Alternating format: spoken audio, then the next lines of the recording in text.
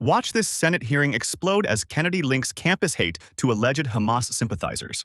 Do you believe there are a substantial number of people at Harvard University who believe in diversity, equity, inclusion, and the right to harass Jews? I do. That's a yes. Yes. And do you believe those people have acted on their self-anointed right to harass Jews? Yes. And has the administration at Harvard University allowed that to happen? Yes. Is that true at University of California at Berkeley? Yes. How about UCLA? Yes. How about NYU? Yes. A lot of other universities too. Isn't that the case? That is correct. Now, Title VI says that if you receive federal money, you can't harass Jews. Isn't that true? That is correct. Has the Biden-Harris administration taken away the money of Harvard? No. How about Berkeley?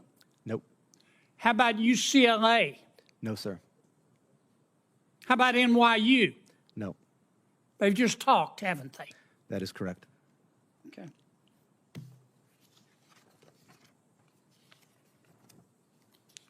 Do you think this condoned behavior at these universities, this condoned belief at these universities, and let me state it again, they believe in diversity, equity, inclusion, and the right to harass Jews. It's what they believe. What you do is what you believe. Everything else is just cottage cheese. Do you think that is consistent with their mission as universities? Absolutely not. Okay. So above and beyond the question of money, it is the morality, the purpose of higher education in America, is it not? That is correct. Ms. Berry, you are the executive director of the Arab American Institute. Is that correct? Correct, sir. Okay. And according to your website, you're also, I'm going to quote here, a longtime Democratic Party activist who served as a member of the 2016 Democratic National Convention's Platform Standing Committee, close quote. Is that correct? That's correct. Okay. You support Hamas, do you not? Senator, oddly enough, I'm going to say thank you for that question because it demonstrates the purpose of our hearing today in a very effective way. Let's start first with a yes or no. Hamas is a foreign terrorist organization that I do not support, but you asking the executive director of the Arab American Institute that question very much puts the focus on the issue of hate in our country. Well, I got your answer, and I appreciate it. What is the you support Hezbollah too, don't you? Again, I find this line of questioning extraordinarily disappointing, Is that Senator. A no? That Or you have Arab American constituents that you represent in your great state. Yes, ma'am, I understand that, but my time's limited, and I apologize. But is that a yes or a no? A yes or no question to do I support Hezbollah? The answer is I don't support violence, whether it's Hezbollah, Hamas, or any other entity that invokes it. You can't so bring no, yourself sir. to say no, can you? No, I can say no. I can say yes. But what you I can haven't. say is You just your can't line make of yourself do questioning. it. Do you Senator, support or oppose Iran and their hatred of Jews? Again, I'm going to emphasize Iran, Hezbollah, Hamas, none of them is going to, this you discussion. You can't bring yourself to say no, can Sir, you? I don't support. It's real simple. Excuse me, I'm going to, if I may, as a Muslim woman, sir, I'm going to tell you I do not support Iran. But what I will tell you is that this conversation. I'm running out of time. I'm sorry. You called our decision to cut funding. You called our decision to cut fund. Well, first, what's the United Nations Relief and Works Agency? It's UNRWA, which is Yeah. the institution that exists to provide services and aid to the nearly 6 million Palestinian refugees. And you called our decision to cut funding for them, quote, an incredible moral failure, close quote.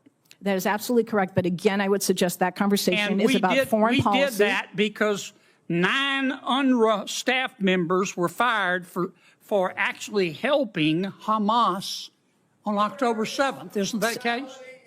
I don't believe that that's correct in terms Let of... me ask you one more time. You support Hamas, don't you?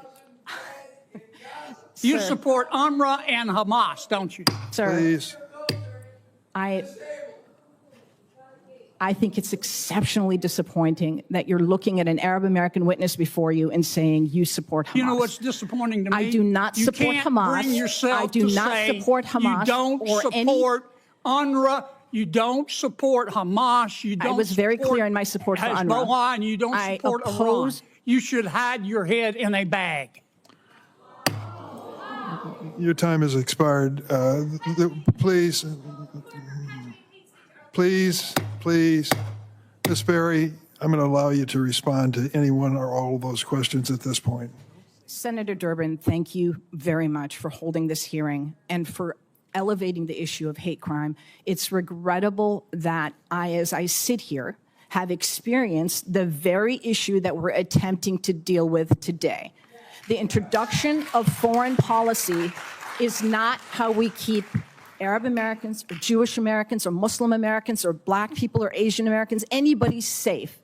This has been regrettably a real disappointment, but very much an indication of the danger to our democratic institutions that we're in now. And I deeply regret that, and I do hope that my testimony today has been helpful to understanding the need to respond to hate.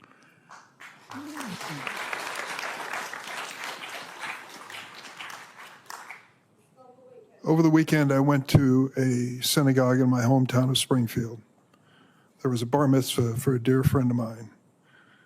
I couldn't help but notice the security guards that were posted for this bar mitzvah. In addition, I went to a meeting where a dear friend of mine, a Jewish friend of mine in Chicago, she's been my friend and worked for me for 40 years, was almost in tears over the antisemitism that she has witnessed. She was wearing a Star of David around her neck. And she said, I do that because I won't give up. I won't give up. I thought about it for this hearing, but I also thought about Wadia, a 6-year-old boy. I have a 5-year-old granddaughter. I love her like life itself. I cannot imagine this poor little boy answering the door and losing his life because he's Palestinian. My God, we can't see those things that I've just said in the same sentence without some people saying, oh, you've just chosen sides. I'm not choosing sides here except for the side of, I hope, common decency and democracy. We've got to have this conversation. We've got to do it in a civilized manner. I regret some of the things that were said today at this hearing. But we are a free nation, and that's what happens in a democracy. As sad and as disquieting as it may be, that is part of it. The title of today's hearing was inspired by Dr. King's